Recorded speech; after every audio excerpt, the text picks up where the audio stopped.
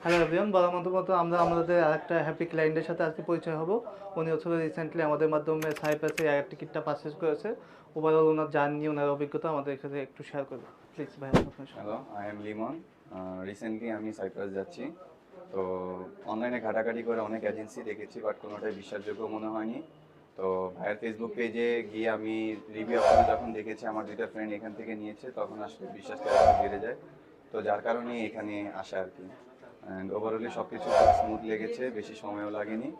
খুব কম দামে আমি আমার কাঙ্ক্ষিত টিকিটটি ক্রয় করেছি। থ্যাংক ইউ ভাই। আপনার ওভারঅল জার্নিতে কোনো ডিফিকাল্টি ফেস করেছেন না কিনা? ভাইয়া, খুবই স্মুথলি আমি রিসিভ থ্যাংক ইউ করেছি। So much. আপনি কি কাউকে রিকমেন্ড করবেন? হ্যাঁ, অবশ্যই আমার ফ্রেন্ড সার্কেল যারা আছে ইন ফিউচার বা রিসেন্টলি যারা অ্যাব্রোড যাচ্ছে, তাদের সবাইকে আমি রিকোয়ারমেন্ট করবো ট্রাভেল মেন্টর থেকে টিকিট পারচেজ করার জন্য। Thank you so much. Overall জার্নিতে আপনি আউট অফ 10 কত মার্ক দিবেন? আউট অফ 10 দিব ভাই। থ্যাংক ইউ সো মাচ ভাই। আপনার জার্নি ভালো হোক, জি ভাই। সাবধানে যাবেন।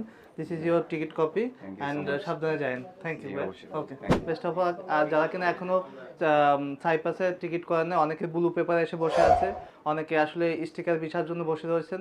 সো আপনারা জানেন যে ব্লু পেপার দিয়েও আসলে ফ্লাই করা যায়।